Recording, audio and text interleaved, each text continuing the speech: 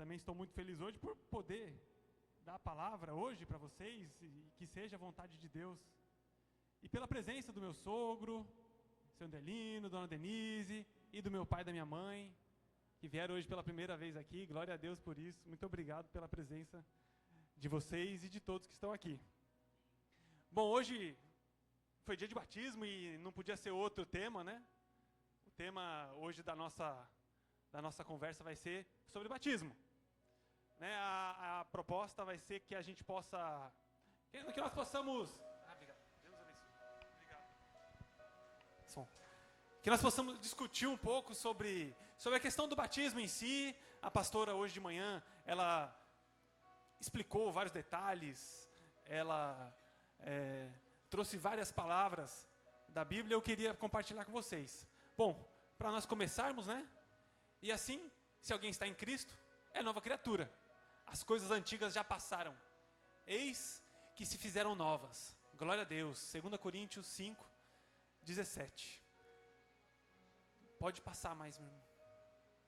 Bom, então o nosso tema vai ser Reviver para Cristo. Bom, meu nome é Arthur e faço parte dessa igreja, assim como vocês, fazemos parte do corpo de Cristo. Amém? Pode passar, por favor. Bom, eu queria começar lendo lá em Mateus 3, 13 e 17.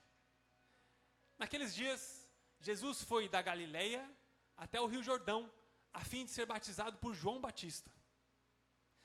Mas João tentou convencê-lo a mudar de ideia, dizendo assim: eu é que preciso ser batizado por você, e você está querendo que eu o batize?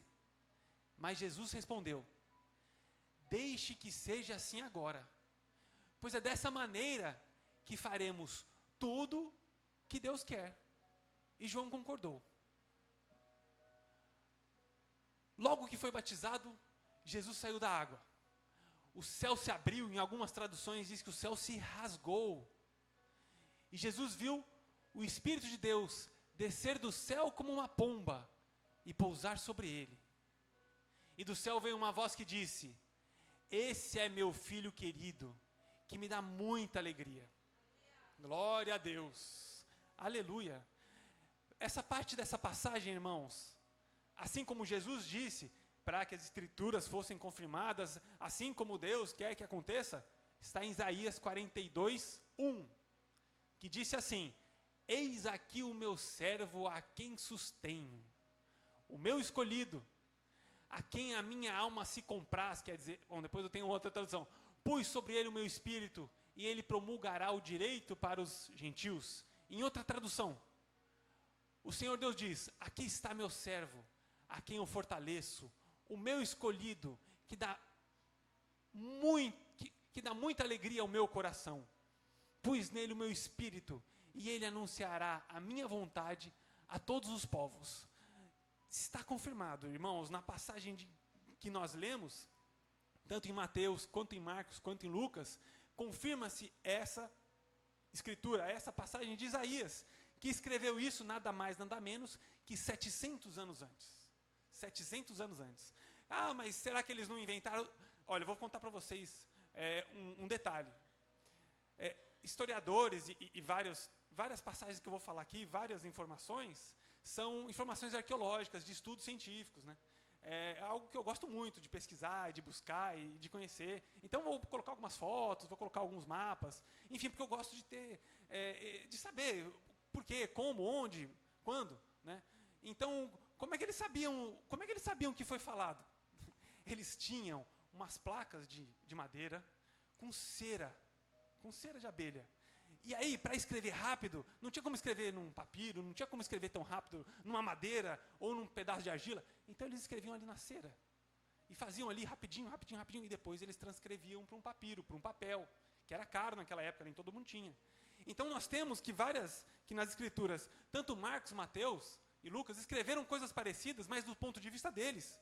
Só que não foi tirado da cabeça deles. Eles estavam lá escrevendo. De repente o cara escreveu um pouquinho mais rápido, pegou uma parte, pegou uma outra parte que achou mais interessante e escreveu. Pode passar, por favor. Então é isso. E que período que isso aconteceu? Quando que Jesus foi batizado? Vejam só, ano 30 depois de Cristo, lógico, né? Ele tinha 30 anos e o nosso ano, calendário gregoriano, certo? Começou a ser contado a partir do nascimento de Jesus Cristo. Ano 30, quer dizer que Jesus tinha, lógico, 30 anos. 30 anos, irmãos, era justamente a idade que se entrava para o sacerdócio. Assim como João Batista, que batizou Jesus, ele era alguns meses mais velho que Jesus. Vocês sabiam que Jesus é parente de João Batista, certo? Porque a mãe de João Batista é Isabel, que é parente. Algumas traduções dizem que ela é prima de Maria. Mas do grego, a palavra grega era parente. Enfim, eles eram parentes, isso também cumpria as escrituras. Bom, vamos lá. Localização. Onde é que isso aconteceu? Aonde que isso aconteceu? Mateus 3:1. Naquele tempo, João Batista foi para o deserto da Judéia e começou a pregar. Então nós estamos aonde? No deserto da Judéia. João 1:28. Essas coisas passaram em Betânia, do outro lado do Rio Jordão, onde João estava batizando. Então, beleza. Era no deserto da Judéia e no Rio Jordão, certo? Bom, só um detalhe aqui. Betânia foi traduzido do hebraico para o português, do hebraico para o grego, do grego para o português, enfim. Mas a cidade se chama Beita Aravá. Essa cidade, em hebraico, se chama local de passagem. Passagem de quem? Para onde? Passagem do povo de Israel quando entrou na terra prometida. Vejam só, era aquele mesmo lugar. Era aquele mesmo lugar. Então eles estavam no Monte Nebo, lembram? Josué, Moisés, que não entrou junto, ficou lá no Monte Nebo. Inclusive no Monte Nebo não tem a sepultura de Moisés, porque Moisés não se sabe onde ele foi morto, onde ele morreu, na verdade. Tem um memorial no Monte Nebo para Moisés. Olhando do Monte Nebo, você consegue enxergar o Rio Jordão e Jericó. Então, você tem como saber que esse lugar realmente é o lugar mais próximo possível que o povo de Israel, saindo do deserto, que hoje é o deserto da Jordânia, hoje é um país chamado Jordânia, onde tem o deserto onde os israelitas andaram por 40 anos, e por onde eles atravessaram. É naquele mesmo lugar, certo? Continua, por favor. Bom, só para a gente se localizar um pouquinho, quem gosta de geografia, que bom, quem não gosta, dá mais uma olhadinha aí, Mapa Mundi, uma setinha, mais um clique. Mais um clique. Ali, ó, olha só. É um pedacinho mínimo. Ó, o Brasil aqui embaixo, certo? Continente africano. E aquela setinha é ali, Oriente Médio, onde pega Israel, que é um pedacinho bem pequenininho e extremamente significativo nas nossas vidas, né? Pode passar, por favor. Chegando mais perto. Pessoal, imagem de satélite, né? Então dá para vocês imaginarem aí, ó, tudo deserto. Imagina, uma região desértica. Naquela época já era. Imagina aqui o Rio Nilo, certo? Ali na África, onde tem o delta do Nilo, que é um pouquinho mais verde. Chega mais perto, por favor. Mais uma. Aí, ó, Israel, que em vermelho ali você tem no meio a Cisjordânia. E embaixo ali ao norte de Israel, a leste, nordeste de Israel, você tem a faixa de Gaza, que está sendo muito falada, né, ultimamente. E aí nós temos como ver aqui o Rio Jordão. Passa mais um, irmão. Eu não tenho como apontar, né? Mas imagine que ali no alto vocês conseguem ler Monte Hermon. Ali no alto, norte de Israel, Monte Hermon. Hoje está ali dentro do Líbano, certo? Perto da Síria. Monte Hermon. Mais um pouquinho ali em cima, não sei se você consegue ler ali Damasco. Damasco, é o mesmo lugar, é o mesmo Damasco da Bíblia, que está hoje no país chamado Síria. Então, dizem que o Rio Jordão tem aproximadamente umas 3 nascentes, a maior parte delas está no Monte Hermon, que ele, por ser tão alto, tem gelo no seu topo, e assim, quando derrete o gelo, ele vai descendo e vai formando o rio. Um pouquinho mais embaixo ali, dá para vocês verem ali que eu escrevi, ó, Mar da Galileia, certo? Que na verdade não é um mar, mas é um lago muito grande, que o Rio Jordão forma esse lago, outros afluentes vão ajudando o Rio Jordão a ficar cada vez mais caudaloso, cada vez mais volumoso, e ele vai descendo, atravessa o deserto da Judéia, certo? Saindo do Mar da Galileia, atravessa o deserto da Judéia, até desaguar no Mar Morto. Mar Morto, certo? O Mar Morto tem esse nome, vocês sabem por quê? Porque ele é muito cheio de sal, ele tem muito sal. As águas do Rio Jordão, elas vão chegando ali de outros rios que formam o Rio Jordão, vão chegando. O calor é tão grande que evapora a água, mas os sais ficam. Então a pessoa mergulha e boia. Ela não afunda. Meus pais estiveram lá, né? Podem contar depois como é que foi. Mergulha e boia, aí você fica boiando. E chamado de morto, porque a salinidade é tão alta que animal nenhum praticamente consegue sobreviver naquela região. Pode passar, por favor. Bom, aí temos Jericó, certo? Ao norte dessa imagem. A parte de baixo aqui nós temos o Mar Morto, a foz do Rio Jordão, certo? O Monte Hermon está um pouquinho mais aqui, mais ou menos. Pode passar mais uma. E o local da travessia, que eu falei para vocês, está onde está mostrando a setinha. Que é provavelmente ali Jesus foi batizado por João Batista. Olha só como é tudo como é deserto, tudo deserto mesmo, como vocês podem ver. Pode passar. Esse é um lugar que em árabe é Qas Er Yahud, que quer dizer castelo dos judeus, e diz que foi por ali que os israelitas atravessaram o Rio Jordão. Nossa, mas um riozinho tão fino desse? Calma, pessoal, antigamente ele era realmente mais caudaloso. Dependendo da época do ano, há chuvas no deserto e ele aumenta o volume. Dependendo da época do ano, realmente ele fica mais estreito. E ele realmente tem um aspecto caudaloso. Mas claro que ele passa pelo deserto da Judéia e isso vai trazendo sedimentos, né? Ali não é necessariamente areia, é principalmente argila que é mais fina do que a areia, que fica suspensa. Pode passar? Dá pra gente ter uma ideia, né? Por que Naamã falou, puxa vida, eu vou tomar banho nesse rio? Pô, lá em Damasco tem tantos outros rios, mas, enfim. Aí é um pouquinho, Rio Jordão um pouco mais cheio, e várias pessoas vão até hoje lá refazerem seus votos de batismo, ou até mesmo serem batizados nesse local. Pode passar, por favor?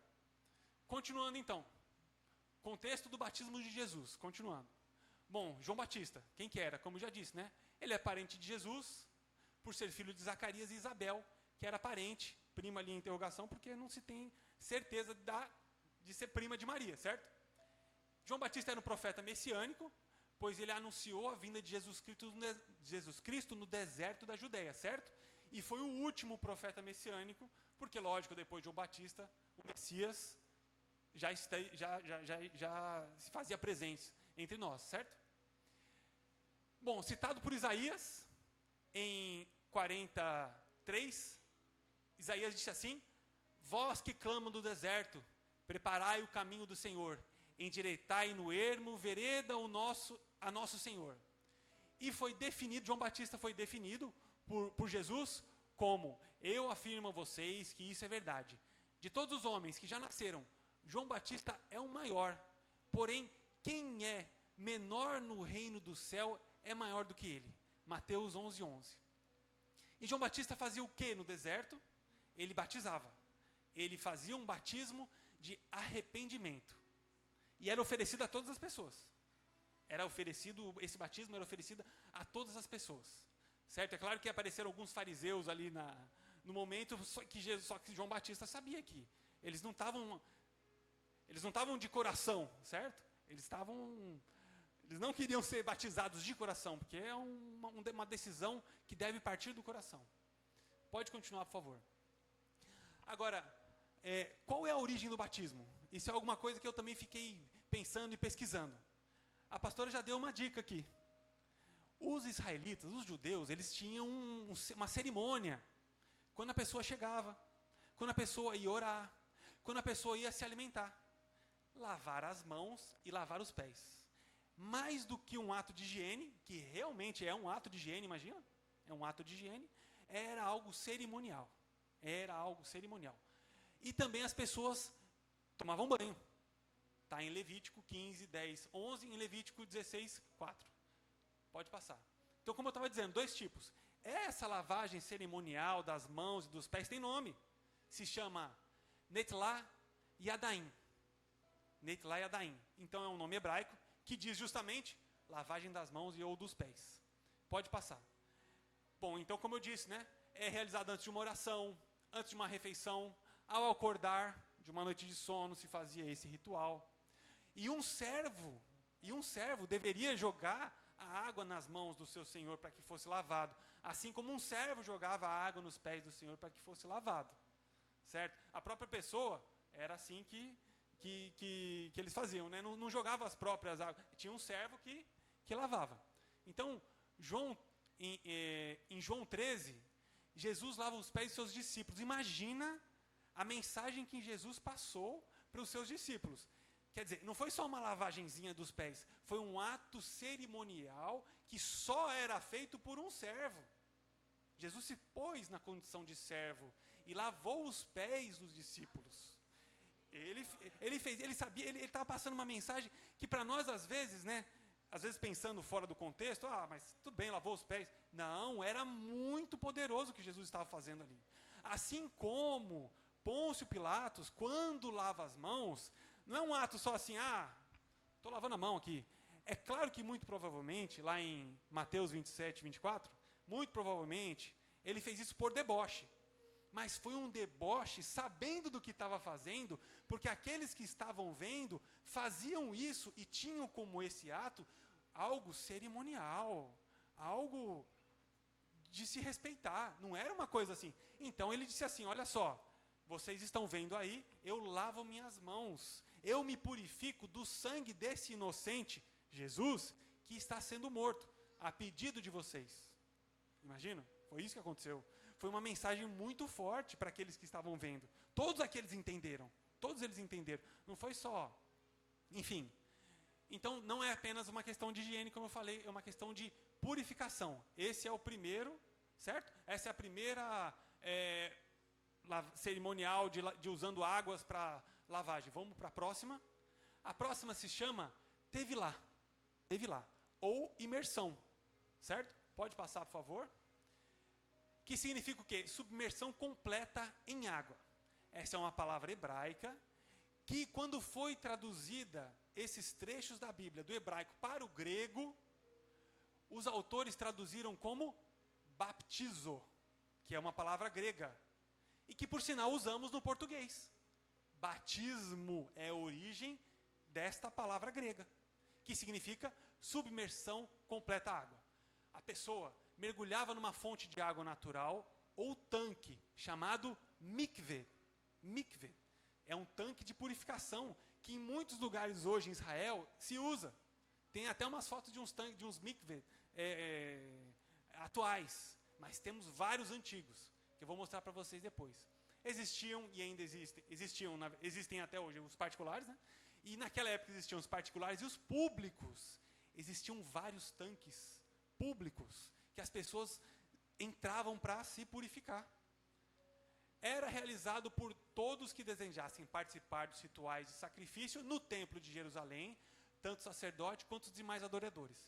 Imagina a quantidade de pessoas que iam para Jerusalém, que iam fazer oferendas no templo de Jerusalém. Pode passar, por favor, irmão. Bom, esse aqui é um do século XII. É um mikveh, certo? E, claro, devia ser particular ou um pequeno para poucas pessoas, onde a pessoa entrava, ele tinha que ter pelo menos 1,20 m de profundidade para que a pessoa pudesse submergir completamente. Próximo. E essa, olha só, vou pedir para vocês tentarem me acompanharem aqui.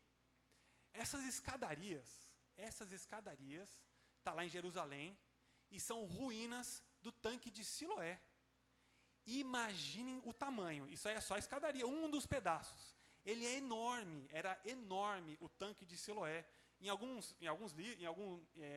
Traduzido às vezes por piscina de Siloé. Enfim, chegava água natural ali de nascentes e abasteciam aquele tanque, certo?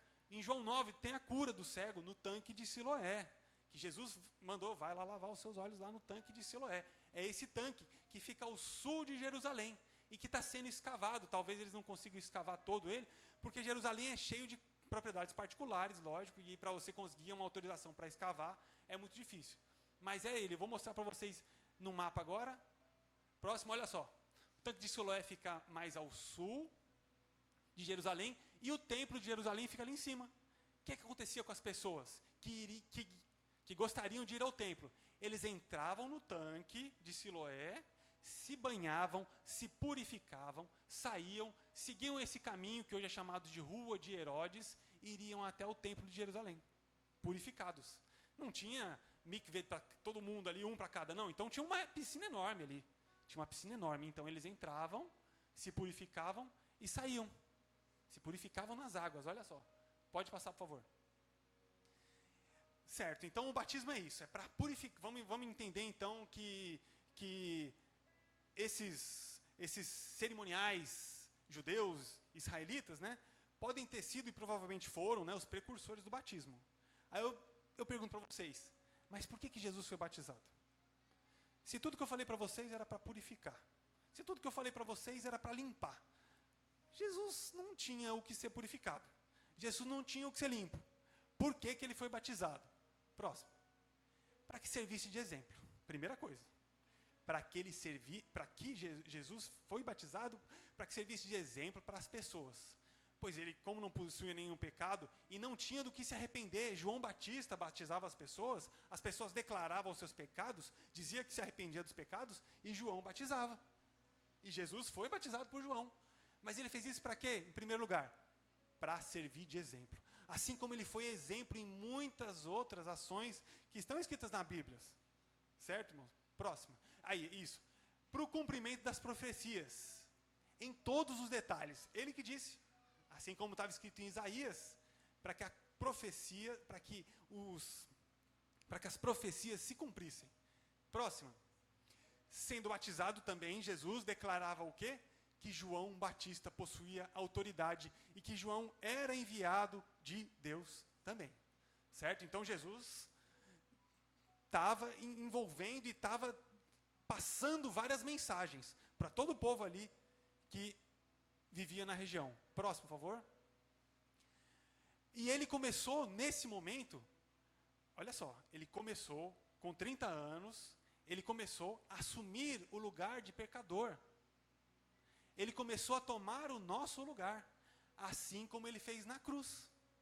Imagina, alguém sem pecado, alguém que não tem nenhuma impureza, faz isso.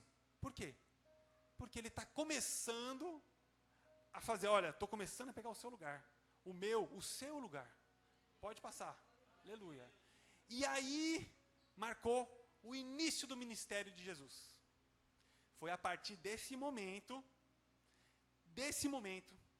que Jesus declarando a todos, que ele pedindo perdão pelos pecados, sendo batizado por João Batista, no Rio Jordão, ali onde eu mostrei para vocês, marcou o início do ministério dele, que por sinal ele tinha 30 anos. Que era o início, como eu falei, o início que os sacerdotes, é a idade de início que os sacerdotes deveriam começar. Próximo. Volta por favor, irmão. Bom, o pessoal que batizou, né, e todos nós, né? Alguém lembra na Escritura o que aconteceu exatamente após o batismo de Jesus? Alguém me lembra? Alguém me lembra? Não, assim, depois que ele batizou, depois que o céu abriu, depois que o Espírito Santo desceu, ele saiu da água, para onde que ele foi? Próximo.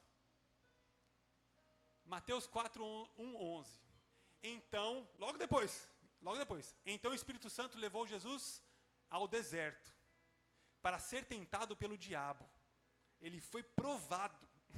Primeira coisa do ministério dele, ele foi provado. Foi batizado? Você foi batizado? Vamos ver. Então o Espírito Santo levou Jesus ao deserto para ser tentado pelo diabo. E depois de passar 40 dias e 40 noites sem comer, Jesus, lógico, estava com fome. Então o diabo chegou perto dele e disse: se é você o Filho de Deus, mande que essas pedras virem pão. Jesus respondeu: as Escrituras sagradas afirmam, o ser humano não vive só de pão, mas vive de tudo o que Deus diz. Glória a Deus. Em seguida o diabo levou Jesus até Jerusalém, a cidade santa, e o colocou no lugar mais alto do templo. Então disse: se você é o Filho de Deus, jogue-se daqui, pois as Escrituras sagradas afirmam, Deus mandará os seus anjos cuidarem de você. Eles vão segurá-lo com as mãos, para que nem mesmo seus pés sejam feridos nas pedras. Jesus respondeu: mas as Escrituras Sagradas também dizem: não põe à prova o Senhor seu Deus. Depois o diabo levou para um monte muito alto, mostrou-lhe todos os reinos do mundo e as suas grandezas e disse: eu lhe darei tudo isso, se você se ajoelhar e me adorar.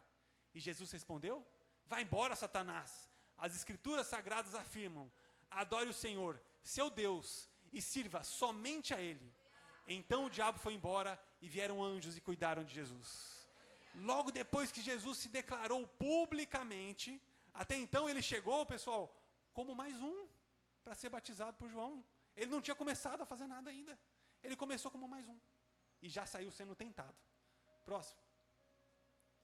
E nós? Por que nós devemos nos batizar então? Vamos lá. Porque o batismo, assim como a pastora disse, o batismo, antes de mais nada, é uma declaração pública de fé. Que a pessoa deseja fazer parte do corpo de Cristo, que é a igreja. E nós não estamos dizendo de placa de igreja aqui não. Nós estamos dizendo de igrejas, nós estamos dizendo do corpo de Cristo. Então, é uma declaração pública. As pessoas estão ali vendo, há testemunhas ali que comprovam que a pessoa foi realmente batizada, que comprovam que a pessoa disse que aceita Jesus Cristo como o único e suficiente Salvador. Próximo. Além de tudo, nós devemos ser batizados porque é uma ordenança. É uma ordenança. Mateus 28, 19. Portanto, ide, fazei discípulos a todas as nações, batizando-os em nome do Pai, e do Filho, e do Espírito Santo. Aleluia. Então, uma ordenança de Jesus para nossas vidas. De pregar o Evangelho e de batizar. Próximo. E também que a pessoa declara que morreu para o mundo, sepultada ao submergir, e renasce ao emergir. Glória a Deus. Sendo ela uma nova criatura. Começando ali uma nova vida em Cristo. Vamos ler agora rapidinho. Romanos 6, 3 a 11. Vamos lá.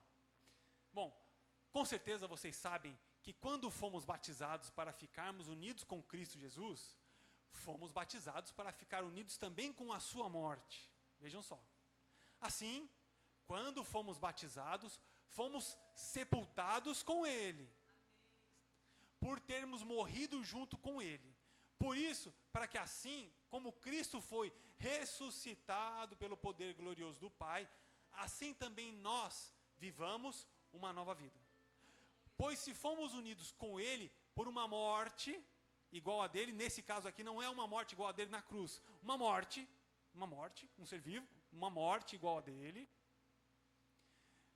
assim também seremos unidos com Ele por uma ressurreição igual a dele. Pois sabemos que a nossa velha natureza pecadora já foi morta com Cristo na cruz, a fim de que nosso pecado fosse morto, e assim não sejamos mais escravos do pecado. Pois quem morre fica livre do pecado. Se já morremos com Cristo, cremos que também viveremos com Ele. Glória a Deus. Sabemos que Cristo foi ressuscitado e nunca mais morrerá, pois a morte não tem mais poder sobre Ele. A sua morte foi uma morte para o pecado e valeu de uma vez por todas. E a vida que Ele vive agora é uma vida para Deus. Aleluia.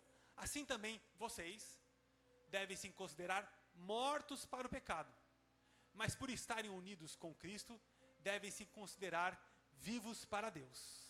Aleluia. Todos nós que fomos batizados nas águas, guarde isso no coração. Tenha isso em mente. Pode passar, por favor. Porque no final das contas, irmãos, vejam só, o que faz com que uma pessoa seja batizada? Por que esse desejo de ser batizado? O principal motivo não é só o ritual. Sim, é importante o ritual, é importante que se faça. Não é no Rio Jordão, ou numa piscina, ou no mikveh, ou na piscina, ou no tanque de Siloé. O que mais conta é aquilo que está dentro de cada um de nós. É o que sentimos, é o que queremos, é a fé. Pela fé. É a fé que leva ao batismo. É a fé que leva ao arrependimento. É a fé em Jesus Cristo que faz com que a pessoa realmente se mova e que fala, que diga, eu quero publicamente me declarar e fazer parte da igreja de Jesus Cristo. Marcos 6,16. Quem crer e for batizado será salvo, mas quem não crer será condenado. Vejam, irmãos, aqui, Jesus não disse quem crer e for batizado será salvo, mas quem não crer e não for batizado não será salvo. Ele disse, ele deu a ênfase, principalmente no crer. O batismo é importante? Sim, é importante, é uma cerimônia, devemos fazer sim, mas o crer é que vai fazer a pessoa realmente ser salva. O crer é que vai fazer a pessoa realmente fazer parte da igreja de Cristo, fazer parte do corpo de Cristo. Vocês lembram dessa passagem, né? Lucas 23, 38 e 43. Na cruz, acima de sua cabeça, de Jesus, estava escrita a seguinte palavra: este é o rei dos judeus. Um dos criminosos, vocês lembram, né? Jesus foi crucificado, ele no centro e 2 criminosos, um de cada lado. Um dos criminosos que estavam crucificados ali, insultava Jesus, dizendo, você não é o Messias, então salve a você mesmo e a nós também. Porém o outro repreendeu dizendo, você não teme a Deus? Você está debaixo da mesma condenação que ele recebeu. A nossa condenação é justa, e por isso estamos recebendo o castigo que nós merecemos, por causa das coisas que fizemos. Mas ele não fez nada de mal. Então disse, Jesus, lembre de mim, quando o Senhor vier como rei. Jesus respondeu, eu afirmo a você que isso é verdade. Hoje você estará comigo no paraíso. Eles não desceram dali e foram batizados. E Jesus batizou. Não! Era tão profundo, era tão verdadeiro, era tão sincero o que esse ladrão estava dizendo para Jesus, que ele ali recebeu a salvação. Ele foi salvo. Pelo que ele tinha dentro, pela fé, por acreditar verdadeiramente na salvação. A fé verdadeira que faz a diferença. É a fé que cura, é a fé que salva. É essa fé verdadeira em Jesus Cristo que faz com que nós sigamos a Ele e façamos parte do seu corpo. Pode passar mais uma. Bom, em Marcos 16, 17, aos que crerem será dado o poder de fazer milagres. Aleluia! Mais uma vez, é pela fé, é por crer.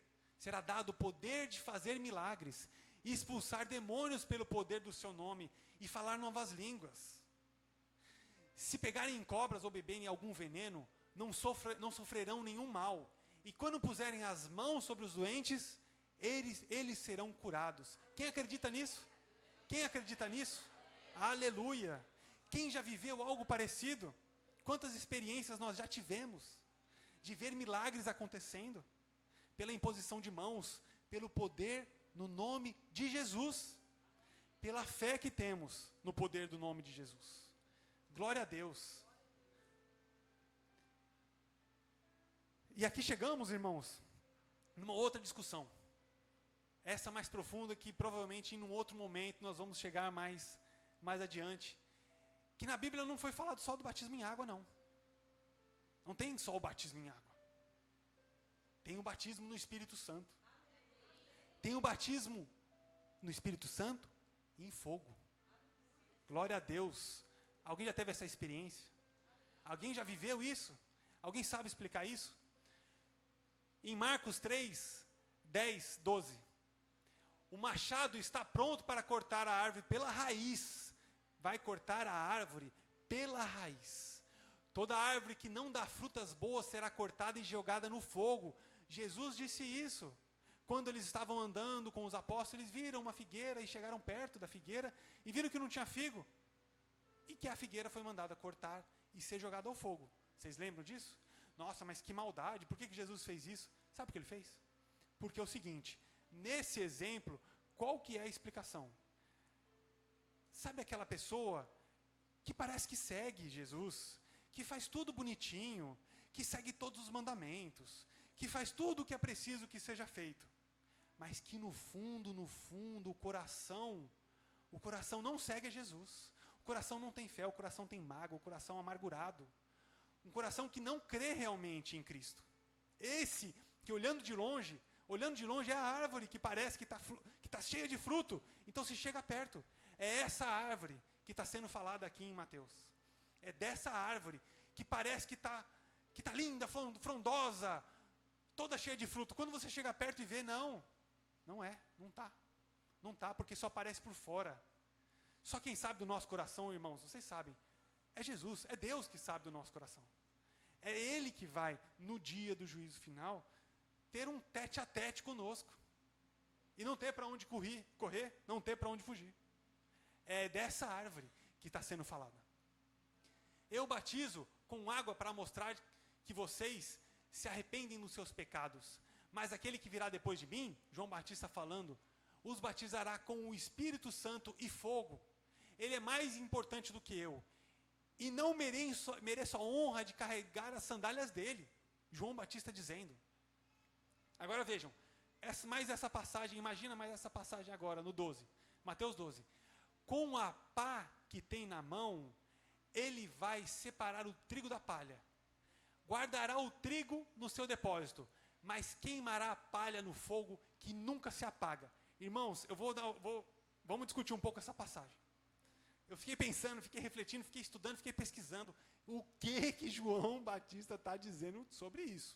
Que pá é essa? Certo, palha do trigo, beleza, mas que pá é essa? Sabe o que acontece? Alguém já plantou trigo alguma vez aqui? Trigo, já colheu trigo, plantou? Não. Feijão.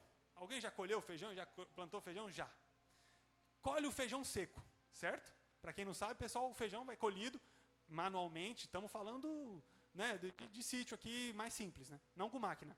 Colhe o feijão com a mão depois que ele está seco. Se ele não estiver muito seco, espera ele secar mais um pouquinho, fazendo como se fossem umas trouxinhas amarrando pela raiz e pendurando em alguns lugares, certo? Beleza. Depois que ele está bem sequinho, você junta ele num trecho, seja com lona, ou seja um trecho de terra, e pega, na barra do trigo, chamam de cambão. Cambão é um pedaço de pau, com um pedaço de, né, a irmã Edna sabe, né? Um pedaço de pau, com uma corda, ou uma corrente, com outro pedaço de pau na ponta, e aí você desce o cacete você desce a lenha no feijão, e bate. Nossa, mas você soca, é ou não é, irmão? Soca.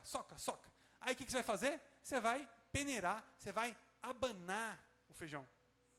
Você vai abanar o feijão e vai separar o grão da palha.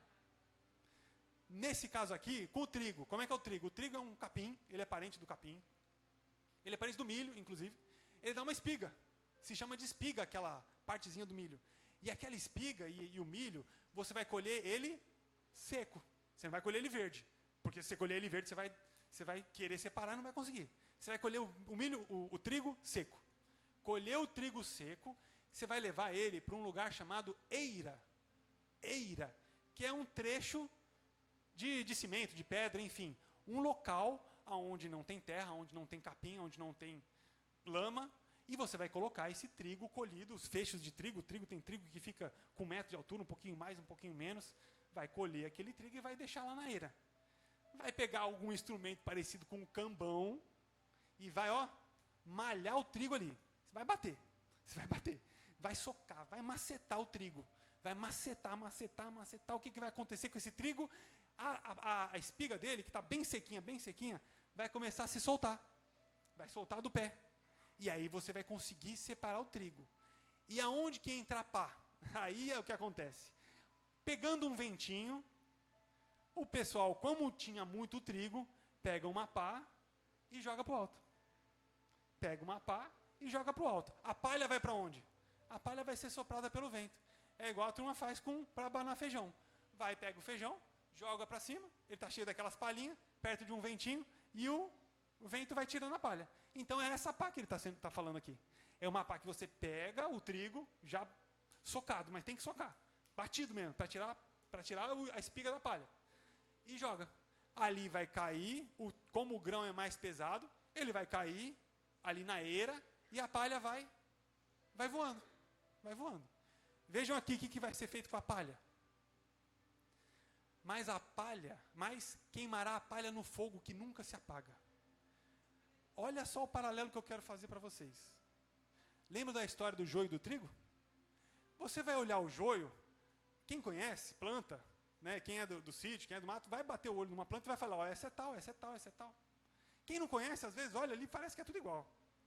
Quem conhece o joio e quem conhece o trigo, vai bater o olho e vai falar, esse é joio, esse é trigo. Certo? Aquela parábola, então, tem o joio e tem o trigo. E eles só vão poder ser separados. Então, o joio e o trigo crescem juntos. Certo? E aí tem como nós discutimos muito sobre esse assunto. Se você está junto com o trigo, vai ter água para o trigo e vai ter água para o joio. Vai ter sol para o trigo e sol para o joio. Mas continue sendo trigo. Não se deixe influenciar pelo joio. Porque depois o joio vai ser separado do trigo. Certo? E o trigo e o joio vai ser queimado. O trigo vai ser utilizado. Nessa passagem, irmãos, vejam a diferença. Vejam a profundidade dessa passagem. Não tem joio aqui. É só trigo. Mas mesmo no trigo, mesmo batendo o olho falando, isso é trigo, tem a parte que vai ser queimada. E tem a parte que não vai ser queimada. Mesmo dentro da igreja. Mesmo dentro da igreja. Tem a palha e tem o grão de trigo. Tem a palha que vai ser queimada. E tem o grão de trigo que não vai ser queimado. Imagine, perceberam a diferença? Perceberam? Na mesma planta, ele está querendo dizer aqui. Não adianta se parecer com uma árvore cheia de frutos e no final das contas não ser a árvore cheia de frutos que olhando de longe parecia. Não adianta ser um pé de trigo se você faz parte da palha do trigo e não do grão. E não do grão. Entenda então que é o seu coração que conta. Não é a barba que está mal feita. Não é a roupa. São as atitudes, lógico que as atitudes seguem o coração. A boca fala o que o coração está cheio. Então vejam, que essa passagem pegou pesado comigo, foi muito profunda. Pode passar a próxima, por favor.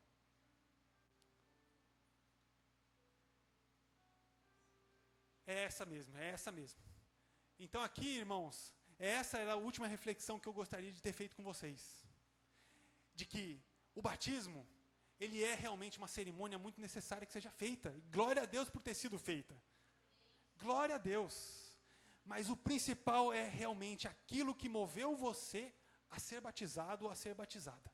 É aquilo que nos move, é a fé que está em nosso coração, que faz com que nós creiamos em Cristo, aceitamos a Jesus e que possamos fazer a diferença, a começar em nossas vidas e depois na vida dos nossos familiares, na igreja, enfim. Irmãos, essa é o que eu tinha para passar para vocês. Hoje um dia muito feliz na minha vida, um desafio hoje, não só estar trazendo a palavra, mas ter cantado junto também em família, foi uma bênção de Deus, glória a Deus por isso. E eu gostaria de chamar a pastora para que nós pudéssemos